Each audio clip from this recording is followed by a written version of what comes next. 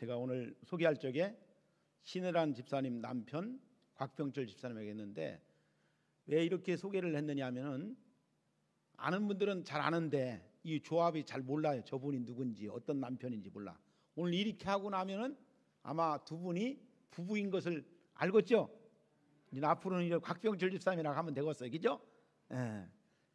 왜냐하면 잘 아시는 분들은 저분하고 부부인 줄 아는데, 잘 모르는 분들은 저분은 누구고 이분은 누군지 잘 모르는 사람이 있어요. 언젠가 어떤 분이, 목사님, 우리 교회도 명찰을 달게 하면 어떻습니까? 그 얘기를 하더라고요. 그래서 내가 왜 그러시는데요? 얼굴은 알겠는데 이름을 잘 모르겠습니다. 얼굴은 저분이 우리 교회 권사님인 줄 아는데 늘 오시면 권사님 하니까 이름을 잘 모르겠다는 거예요. 그래서 제가 그 얘기 하시는 분에게 뭐라고 했느냐, 더 많이 알면 명찰이 필요 없을 겁니다. 여러분, 우리가 명찰을 달고 다닌다 하면 사실 좋은 의미에서의 명찰도 될 수 있겠지만 어떤 안 좋은 의미에서 명찰을 이렇게 다는 것도 문제가 있을 것이다. 그래서 저는 오늘 이 시간 여러분들이 서로를 알려고 하는 그 만남의 그 기쁨이, 또 아는 즐거움이 있어지기를 주의 이름으로 축복합니다. 자, 오늘은 종교개혁 주일. 자, 종교개혁 주일. 그래서 오늘 저는 여러분들에게 말씀의 제목을 뭘 사랑하라? 교회를 사랑하라. 한번 따라합시다. 교회를 사랑하라. 더 큰 소리로 교회를 사랑하라. 할렐루야. 자, 종교개혁주일은 1517년 10월 31일 독일의 마르틴 루터에 의해서 독일에 있는 성당을 바라보면서 그동안 성당에서 행해졌던 잘못된 것, 특히 면죄부를 팔고 또 교황의 하늘 높은 권위가 있었기 때문에 마르틴 루터가 이제 성당에 95개의 조항을 걸어 붙임으로 인해서 종교개혁이 시작되었던 것을 볼 수가 있습니다. 이 일로 인해서 전 유럽의 로마 카톨릭 교회를 비판하며 일어난 운동이 바로 개혁운동이다.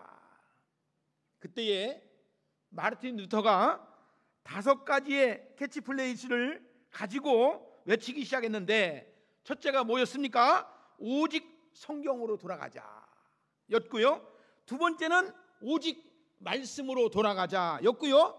세 번째는 오직 하나님의 은혜로 돌아가자 였고요. 네 번째는 오직 그리스도로 돌아가자. 다섯 번째는 오직 교회는 하나님께 영광을 돌려야 된다라고 하는 캐치프레이즈를 가지고 외쳤던 것을 볼 수가 있습니다. 여러분들 잘 아시는 것처럼 오직 성경, 여러분들 성경에 권위가 있다는 것을 우리가 아셔야 되죠. 여러분들, 우리 예수 그리스도를 믿는 사람들은 믿음의 주체가, 믿음의 근본이 어디에 있습니까? 오직 성경에 있다는 사실을 우리가 알아야 된다는 거예요. 그리고 믿음은 믿음으로 말미암아 구원을 받는다는 이 사실을 우리가 아셔야 한다. 그러니까 그 당시에 믿음이라고 하는 것이, 여러분들 아까도 말씀드린 것처럼 교회 성당에서 죄를 지으면 면죄부를 팔고 돈을 많이 드려야지만이, 기도를 많이 해야지만이, 또 계단을 만들어 놓고 거기를 무릎을 꿇고 올라가야지만이 죄가 사함을 받는다는 엉뚱한 일들을 많이 행했던 것을 볼 수가 있죠. 근데 지금도 기도원, 잘못된 기도원에서 오늘 기도해준다, 안수해준다, 병 고쳐준다, 뭐 해준다, 헌금해줘야 된다, 뭐 해줘야 된다 해가지고 감언이설로 사람들을 현혹해가지고 잘못된 길로 가는 경우가 많이 있다는 겁니다. 사랑하는 여러분, 오직 믿음으로 구원받는다는 사실을 확실하게 믿는 여러분들이 되어지기를 주의 이름으로 축복합니다. 그리고 교회는 뭐가 있어야 했냐? 은혜가 있어야 한다. 따라합시다. 교회는 뭐가 있어야 한다고요? 은혜가 있어야 합니다. 아까 말씀드린 것처럼 말씀의 은혜, 말씀의 은혜, 믿음의 은혜, 하나님이 함께 하시는 그 은혜가 있을 적에 교회가 신앙의 공동체로서의 곁길로 가지 아니하고 하나님께로 온전하게 가는 줄로 믿으시기를 주의 이름으로 축복합니다. 네 번째는 뭐냐? 오직 그리스도로 말미암아. 오직. 여러분들 지금 이만이나 여러분들 안상홍이나 다 이 사람들이 하나님을 부정하는 게 아닙니다. 자기들이 예수님이라는 겁니다. 이만희도 죽지 않고 영원히 산다고 그렇게 신천지 교인들한테 가르칩니다. 근데 제가 듣기로는 이만희도 죽을 때가 다 되니까 묘를 만들었다는 얘기가 있어요. 지금 그래서 말이 바뀌어진다는 거예요. 사람이 죽을 수도 있다. 여러분들 통일교회 문선명이도 마찬가지입니다. 그가 하나님을 부정하는 게 아닙니다. 그가 예수 그리스도 자기를 통해서 통일 왕국을 일으킨다, 모든 것들을 자기를 통해서 이룬다라고 하는 논리 교리를 만들어 가지고 통일교를 지금까지 끌고 왔어요. 여러분들 비진리는요 눈에 보기에는 긴 것 같고, 그죠? 여러분들 우리가 거짓말은요 아주 달콤하잖아요. 거짓말 사기꾼들의 이야기는요 지금 당장 듣는 것은요 아주 달콤한 것 같고 귀가 솔깃한 것처럼 느껴질 때가 있어요. 근데 윤양수 목사가 설교하는 것은요 어때요? 밋밋하고 조미리도 안 쳐가지고 어떤 때는 툭박하고 어떤 말 들으려면은 조금 부담될 때가 있고 조금 뭐 할 때도 있을 거예요. 근데 진리는 가봐야 알고 비진리는 지금 당장 달콤하고 귀가 솔깃한 것이 비진리인 줄로 아시기를 주의 이름으로 축복합니다. 여러분 들을 수 있는 자와 듣지 못하는 자, 들을 귀가 있는 자와 들을 귀가 없는 자는요 성경의 눈을 뜨고 성경의 말씀이 내 속에 들어오면 하나님의 말씀이 진리의 말씀이 들려지는 것이고 비진리는 멀리 버릴 줄로 믿습니다. 근데요 우리가 하나님의 말씀이 없으면요 달콤한 것, 귀가 달콤한 것, 듣기 좋은 것, 내가 편안한 것, 내가 저기 보기 좋은 것, 그것을 따라서 가는 것이 우리들의 심리적인 것을 볼 수가 있다는 것입니다. 다섯 번째는 오직 하나님의 영광으로라고 하는 거예요. 그러니까 모든 신앙과 삶의 목적이 뭔입니까? 오직 하나님께 영광에 있다는 것을 우리가 아셔야 합니다.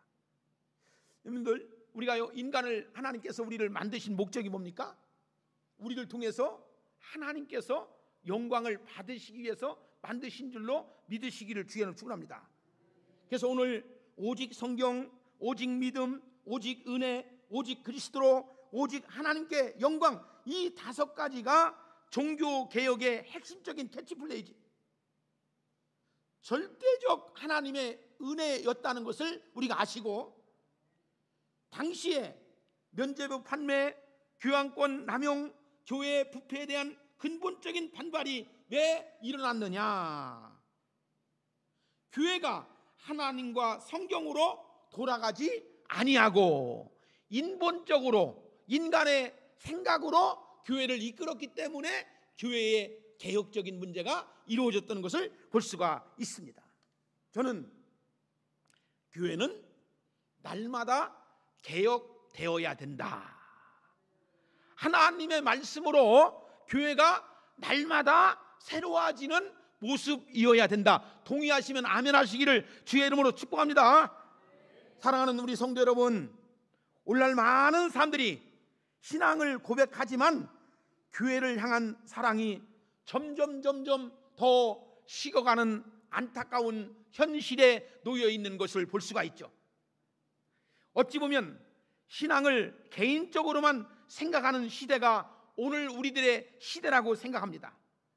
나는 하나님만 믿으면 돼요 라고 생각해서 교회는 나오지 않지만 마음으로 예수님을 믿고 마음으로 하나님의 절대적인 권위를 인정하는 사람들, 가나안 교인들, 예수님은 믿지만, 하나님은 믿지만, 그리스도를 통해서 구원받았다고 확신은 하지만 교회가 싫어가지고, 교회를 통해서 시험을 받았기 때문에 교회의 행태가 싫어가지고 교회를 나가지 않는 사람들이 점점 많아지고 있는 이 즈음에 우리가 하나님 앞에 교회관이 철저하게, 교회론이 철저하게 여러분들에게 정립이 될 때에, 그리할지라도 하나님께 나와서 예배하는 것이 얼마나 귀하고 복된 것인가를 우리 마음속에 간직할 수 있는 생명의 말씀이 오늘 이 시간 담겨지는 여러분들이 되어지기를 주의 이름으로 축복합니다.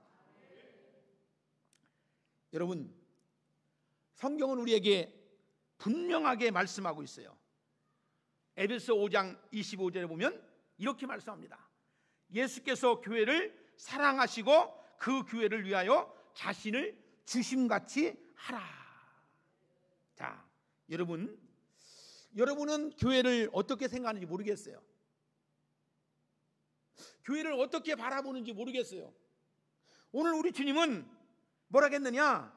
그리스도께서 교회를 사랑하시고 그 교회를 위하여 자신을 주심같이 하라. 여러분, 우리가 그리스도를 사랑한다면 그분이 사랑하신 교회 역시 사랑하지 않을 수가 없다는 것입니다. 오늘 우리 읽은 본문 속에서 시편 기자는 이렇게 말합니다. 예루살렘을 사랑하라고 명령합니다. 예루살렘은 단순한 도시가 아니고 하나님의 성전이 있는 곳, 즉 오늘날로 말하면 교회를 상징하고 있어요. 하나님은 오늘 우리에게 이렇게 말씀합니다. 내 교회를 사랑하라. 교회를 위해서 기도하라. 교회를 세워가라. 여러분, 저는 오늘 이 대목에서 여러분들이 섬기고 있는 교회, 여러분들이 예배하는 교회, 여러분들이 다니는 교회를 위해서 사랑하라는 거예요.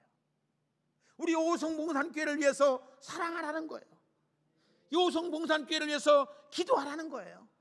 오송봉산교회를 위해서 세워가는 일에 대해서 우리가 함께 협력해서 그 교회를 세워가라고 명하고 있다는 사실입니다. 자, 그러면 우리가 왜 교회를 사랑해야 하는가 여기에 나와 있어요. 교회는 하나님의 집이기 때문에 그렇습니다. 여러분들, 우리가 이 성전 안에 하나님이 우리와 함께 하심을 믿으시기를 주의 이름으로 축원합니다. 오늘 우리가 읽은 본문 9절에 보니까 성경은 이렇게 말하죠. 여호와여 우리 하나님의 집을 위하여 내가 내 복을 구하리로다. 여러분들, 우리가 이 땅에 살면서 삶에 대한 의미, 이 삶이 뭔가를 알고서 깨닫고서 우리가 이것을 배우는 곳이 바로 교회라고 하는 것입니다. 우리 교과서가 어디입니까? 성경이라는 겁니다. 인생 교과서가 뭡니까? 이 성경이라는 겁니다. 성경을 통해서 우리가 인생을 살아가는 데 있어서 주일마다 나와서, 수요일마다 나와서, 새벽마다 나와서 하나님 말씀을 배우고 그 말씀을 통해서 알므로 인해서 실천함으로 인해서 하나님께 영광을 돌리는 아름다운 복 있는 삶을 살아가는 성도들이, 믿는 성도들이에요. 할렐루야. 자, 교회는 하나님의 집이라고 했죠. 여러분, 교회는요 사람이 세운 기관이 아니에요. 여러분들 잘 아신 것처럼 교회의 머리는 그리스도라고 하잖아요. 우리가 말하는 것처럼 피값으로 사신 제단이라고 했잖아요. 그죠? 피값으로 사신 제단. 자, 그리스도께서 우리를 위해서 십자가에 못 박혀 죽으심으로 인해서 교회가 세워진 줄로 믿으시기를 바랍니다. 내 반석 위에 내 교회를 세우리니, 내 반석 위에 교회를 세우신다고 했어요.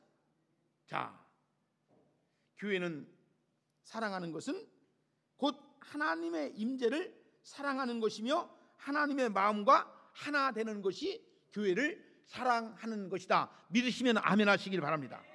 자, 교회는요, 우리 신앙의 뿌리이기 때문에 교회를 사랑해야 돼요. 믿음의 뿌리이기 때문에 교회를 사랑하셔야 됩니다. 사랑하는 성도 여러분, 신앙생활은 혼자 할 수가 없어요. 신앙은 반드시 신앙의 공동체 안에서 잘할 때에 믿음이 성장하고 말씀을 통해서 체계적으로 배우고 가르치고 그것을 통해서 보람을 갖고 하나님께 영광을 돌리는 것을 볼 수가 있다는 거예요. 자, 교회는 우리의 믿음에 자라는 곳이 교회예요. 여러분들, 말씀을 듣고 말씀을 통해서 우리의 마음속에 뿌림을 받으면 그 말씀이 자라는 겁니다. 싹이 나는 겁니다. 믿음이 자라는 겁니다. 열매를 맺는 것입니다. 아무리 좋은 신앙이 있다 할지라도 교회를 떠나면 반드시 신앙이 약해지는 거예요. 여러분들 채소밭에 물을 주지 아니하면 아무리 좋은 채소 씨앗을 뿌렸다 할지라도 그 씨앗이 싹이 날 수가, 발화가 할 수가 없어요. 발화가 될 수가 없어요. 자랄 수가 없어요. 열매를 맺을 수가 없어요. 마찬가지예요. 여러분, 이 교회 공동체에서 서로 위해서 기도하고 격려해주고 위로해주고 섬겨주고 나눠주고 같이 신앙의 공동체에서 함께 이룰 수 있다는 것이 얼마나 귀하고 복된 것인가. 이것을 모르는 사람들은 어떤 얘기합니까? 교회 다니면 뭐해? 여러분들, 무용론을 가지고 있는 사람이 있어요. 교회 다녀서 뭐했냐 이거죠. 예배 드려서 뭐했냐 이거죠. 하나님께 기도했는데 뭐했냐 이거죠. 그러니까 의미를 찾지 못한 사람들은 여기에 머물러 있을 수 있어요. 교회 다녀서 뭐했냐? 여러분들, 교회 나와서 예배해서 뭐했냐? 무용론, 얻어진 것이 없다 이거죠. 근데 여러분들, 말씀 통해서 아까 말씀드린 것처럼 이 말씀이 신앙이 자람으로 인해서 의미를 찾았어요.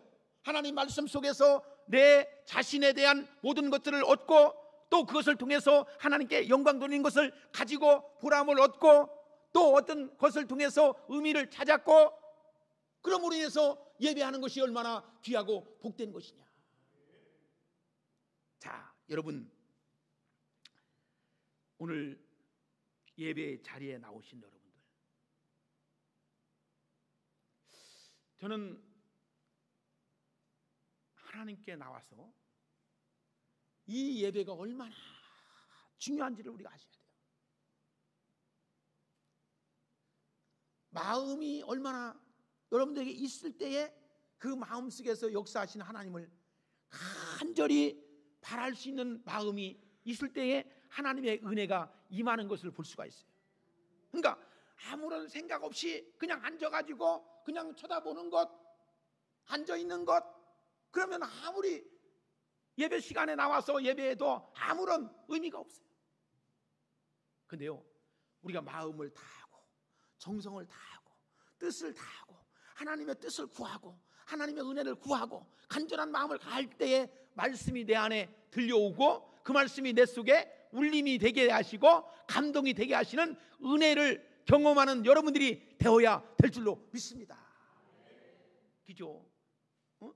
이런 은혜가 적어도 1년에 몇 번씩 있어야지만이 하나님 앞에 나와서 예배하는 기쁨이 있고 예배하는 즐거움이 있고 의미가 있고 하나님께 나와서 말씀을 통해서 내가 새롭게 되는 변화되는 것들을 내가 느껴질 때에 하나님께 진실함을 가지고 예배 드리는 줄로 믿으시기를 주의 이름으로 축복합니다. 오늘 시편 기자는 말합니다.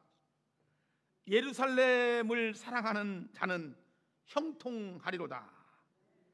교회를 사랑하는 자는 형통하리로다. 교회의 중심을 가지고 살아가는 자는 그의 삶이 형통할 줄로 믿으시기를 주의 이름으로 축복합니다. 자, 인생은 짧은 것 같지만 긴 것이고 긴 것 같지만 짧은 것이 우리가 살아가는 인생이다. 근데 여러분, 인생의 의미가 어디에 방점을 두고 있느냐? 오늘 교회를 사랑하는 자, 교회를 중심으로 사는 자, 그의 삶이 형통한다라고 시편 기자는 우리에게 말씀해 주고 있어요. 자, 여러분, 교회는 희망을 주는 곳이 교회이다라고 믿는다면 아멘 하시기를 주의 이름으로 축원합니다.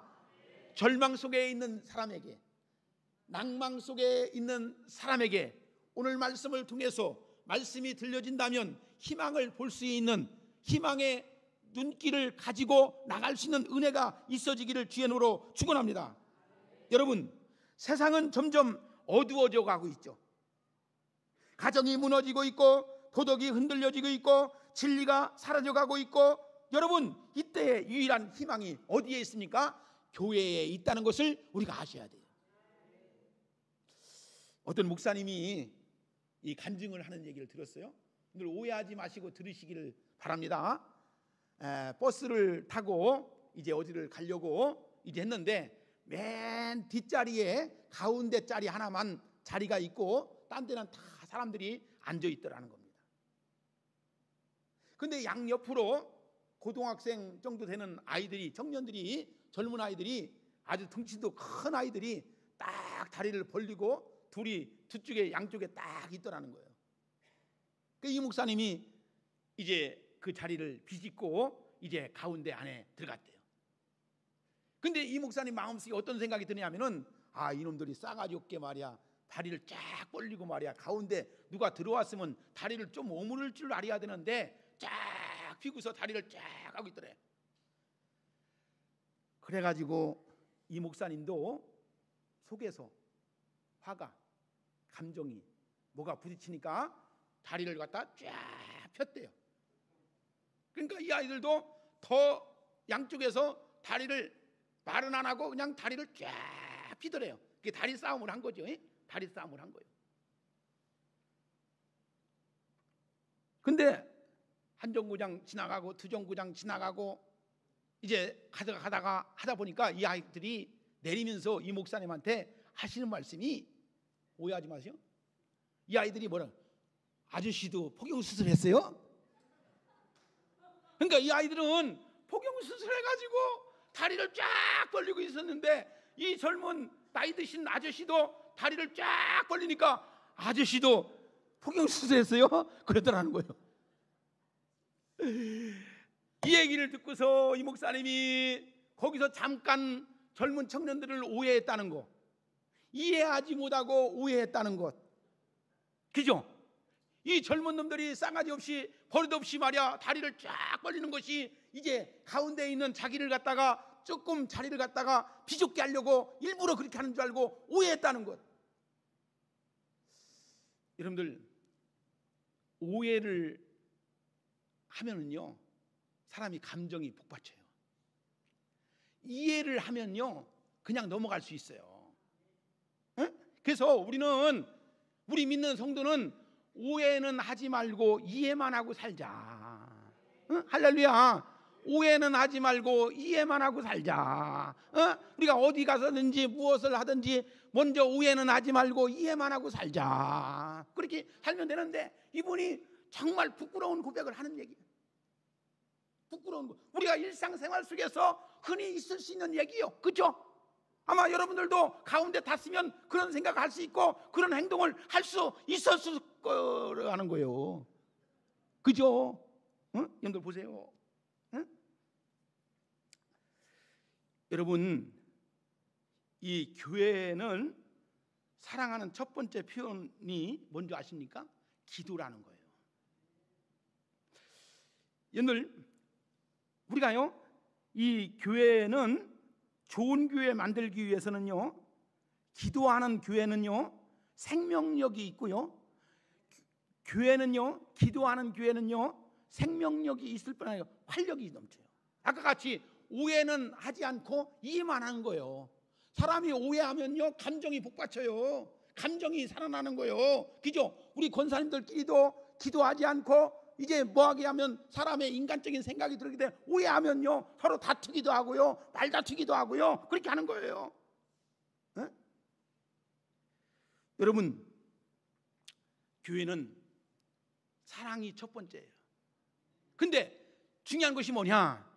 우리가 오해를 하지 않고 이해를 하려면 기도를 많이 하는 사람들은 이해를 많이 할 것이고, 기도를 안 하는 사람들은 오해만 하고 살 거예요. 그죠? 늘 오해만 해. 이것도 오해하고 저것도 오해하고 이 문제도 오해하고 저것도 오해하고. 그래서 교회는요, 기도하는 이유가 뭐냐? 교회는 평안을 위해서, 목회자를 위해서, 교회 성도들을 위해서 날마다 기도할 수 있는 성도들이 될 때에 하나님 앞에 모든 것들 오해를 하지 않고 이해가 되어지는 것인 줄로 믿으시길 바랍니다. 기도하는 교회는 약해지고, 기도하는 교회는 반드시 부흥하고 성장이 어렵습니다. 오늘 우리가 읽은 6절에 보니까 다윗은 이렇게 말하죠. 예루살렘의 평화를 위하여 기도하라. 여러분, 다윗은 예루살렘을 너무나 사랑했어요. 왜냐하면 그곳은 하나님이 임재하는 성전이었기 때문에, 하나님이 함께하는 곳이었기 때문에 다윗은 예루살렘을 극진히 사랑했다고 하는 것입니다. 하나님의 이름이 그 위에 걸려 있기 때문에 그는 사랑하지 않을 수 없다라고 고백하고 있습니다. 그래서 그는 예루살렘의 평화를 위해서 기도하라고 명령하고 있음을 볼 수가 있습니다. 그 말의 뜻은 뭡니까? 하나님의 백성이 함께 예배드리는 신앙의 공동체가 서로 다투지 않고 분열하지 않고 평안하게 서 있는 것을 이루려면 기도해야 된다는 거예요. 기도하면 하나님이 하나로, 하나님이 함께 이룰 수 있게 만들어 주는 줄로 믿으시기를 주의 이름으로 축복합니다. 사랑하는 성도 여러분, 오늘 우리에게 똑같은 말씀이 주어집니다. 너희 교회의 평화를 위하여 기도하라. 여러분, 우리가 이 오송봉산교회가 우리와 함께 우리끼리도 사랑하지 못하고 우리끼리도 평화하지 못한다면 어찌 남들에게 평화하라고 사랑하라고 말할 수 있습니까? 그죠? 여러분, 오늘 우리 성경은 우리에게 이렇게 말합니다. 교회는 사람의 힘으로 세워지는 것이 아니라 기도로 세워지고 기도로 유지되며 기도로 부흥한다라고 성경은 우리에게 말씀해 주고 있습니다. 기도가 끊어진 교회는 생명이 사라집니다. 그러나 기도가 살아있는 교회는 어떠한 어려움이 와도 이겨낼 수가 있는 줄로 믿으시기를 주의 이름으로 축복합니다. 사랑하는 여러분, 정말 우리 교회를 위해서 늘 기도하셔야 돼요. 그리고 우리 주변에 있는 무성도들을 위해서 기도해야 돼요. 여러분, 여러분의 기도가 아무것도 아닌 것 같아도요, 하나님은 그 기도를 들으시고 역사하신다는 사실을 우리가 아셔야 됩니다.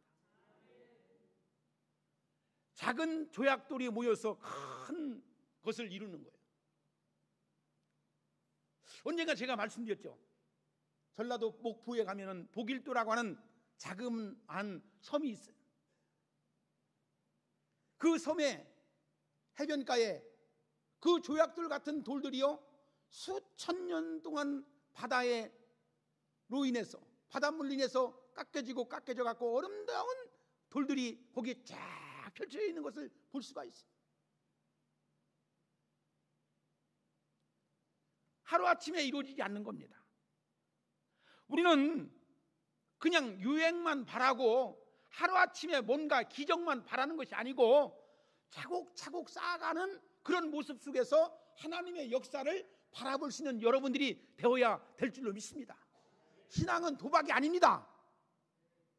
여러분들, 그냥 갑자기 뭐가 이루어지고 갑자기 뭐가 생겨나고 갑자기 뭐가 이루어지는 것이 신앙이 아닙니다. 하나님의 역사는 적은 것 속에서 차곡차곡 이루어진다는 사실을 믿으시고, 우리 한 사람이 모여서 두 사람이 모여서 10사람이 모여서 같이 이루어지는 것을 통해서 하나님의 교회를 든든히 세워가는 것을 바라볼 수 있고 하나님의 역사를 바라볼 수 있는 믿음의 눈을 가지고 나갈 수 있는 여러분들이 되어지기를 바랍니다.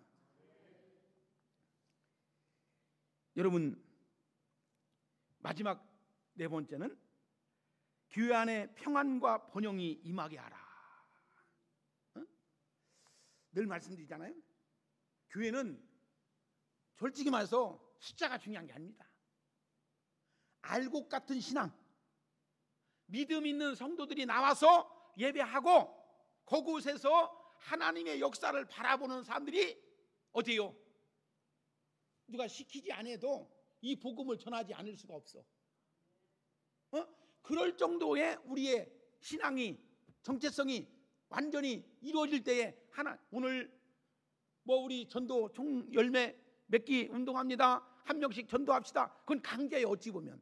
근데 여러분들이 만난 예수님, 여러분들이 다니는 교회가 너무너무 좋고 너무너무 예수님이 좋으면 우리가 말하지 않을 수가 없다라고 하는 사도행전에 나오는 그 사도들의 모습을 보면서 우리가 정말 우리가 섬기는 교회, 우리가 섬기는 예수 그리스도가 너무너무 좋다면 말하지 않을 수가 없어요. 자, 오늘 7절과 8절은 같이 한번 읽어보겠습니다. 122편 7절과 8절 같이 읽습니다. 시작. 내 성 안에는 평안이 있고 내 궁중에는 형통함이 있을지어다. 내가 내 형제와 친구를 위하여 이제 말하리니 내 가운데에 평안이 있을지어다. 아멘. 여러분은 다윗이 예루살렘을 위해 구한 두 가지의 축복이 있는데 그것은 평안과 번영이라는 거예요. 여러분들, 평안은 뭡니까? 히브리 말로 샬롬이죠. 단순하게 전쟁이 없는 상태가 아니고 온전함과 완전함과 조화와 같은 하나 같은 뜻을 말하는 겁니다. 여러분들, 우리가 온전함을 이룬다는 것, 완전함을 이룬다는 것, 균형과 조화를 이룬다는 것이 얼마나 귀하고 복된 것인가. 교회 안에 평안에 성도들이 자유롭게 예배하고 서로를 사랑할 수 있는 그런 관계가 된다면 얼마나 좋을까. 교회 안에 불화가 생기면 하나님의 역사는 멈추고 만다는 사실입니다. 기도가 멈추면 하나님의 역사는 멈추고 만다는 사실입니다. 하나님의 예배하는 것이 들려지지 않으면 신앙이 자랄 수가 없다는 것입니다. 그래서 우리 주님은 산상수훈에서 마태복음 5장 9절에서 산상수훈에서 이렇게 말씀하시죠. 화평케 하는 자는 복이 있나니 그들이 하나님의 아들이라 일컬음을 받을 것입니다. 여러분이 진정한 그리스도인이라 한다면 분란을 일으키는 사람으로 쓸 거예요? 아니면 화평케 하는 사람으로 쓰임받을 거예요? 오늘 믿음이 없고 내 마음속에 죄악이 가득하면 분란을 일으키는데 쓰임받는 사람이 있어요. 그러나 신앙이 있고 믿음이 있으면 화평케 하는 대로 쓰임받는 것을 볼 수가 있다는 것이죠. 자, 그렇기 때문에 우리는 성령의 평안이 교회 안에 임하게 될 때에 하나님의 은혜가 넘치는 줄로 믿으시기를 바랍니다. 자, 두 번째는 뭡니까? 번영과 축복이죠. 다음으로 다윗은 너의 궁궐 안에 번영이 있을지어다라고 말하죠. 여기서 번영은 물질적 풍요만이 아니고 사역의 성장, 전도의 결실, 하나님의 뜻이 이루어지는 것을 의미한다는 것입니다. 사랑하는 우리 성도 여러분, 교회가 말씀 위에 서 있을 때에 사랑으로 하나 될 줄로 믿습니다. 오직 우리 교회를 통해서 영광을 받으시는 이는 사람이 그 누구도 아니고 오직 하나님이 되어야 된다는 사실을 확실하게 믿는 여러분들이 되어지기를 주의 이름으로 축복합니다. 늘 저는 잔소리처럼 얘기하죠. 일반 교회처럼 한다면 나는 목사 안 했어요. 다른 사람처럼 그렇게 살아간다면 나는 이 길을 안 갔어요.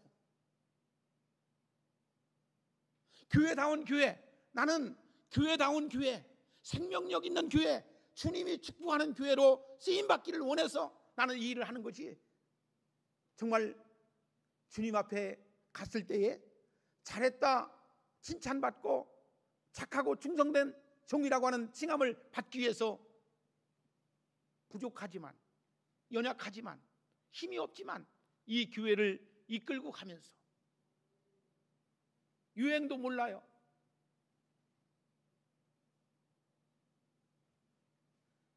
여러분, 우리 교회는 정말 주님의 주시는 말씀 속에서 서 있을 때에 주께서 주시는 사랑으로 하나 될 때에 하나님께서 우리 교회를 사용하시고 들어 쓰시는 줄로 믿으시기를 주의 이름으로 축복합니다. 복음이 흘러가고 선교의 문이 열리고 다음 세대가 일어나고 세상 속에 하나님의 나라가 확장되는 것을 이 교회를 통해서 여러분들의 인생의 삶의 보람을 얻고 삶의 가치를 얻고 삶의 의미를 가지고 우리가 이 교회를 통해서 섬기는 것이 우리의 하나님 앞에 살아가는 삶의 이유인 것을 그렇게 느낄 수 있는 여러분들이 되어지기를 주의 이름으로 축복합니다. 여러분, 이 시간 우리가 기도해야 할 제목이 있어요. 뭐냐? 주님, 우리 교회 안에 평안이 있게 하옵소서. 그리고 말씀의 부흥이 있게 하옵소서. 그리고 성령의 역사가 이루어지는 교회가 되게 하여 주옵소서. 사랑의 열매가 맺혀지는 풍성한 교회가 될 수 있도록 기도했으면 좋겠어요. 이 고백이 우리 모든 성도들의 기도가 되어야 될 줄로 믿습니다. 이제 설교 안 해도 되죠? 이제 이 기도하면 돼. 응?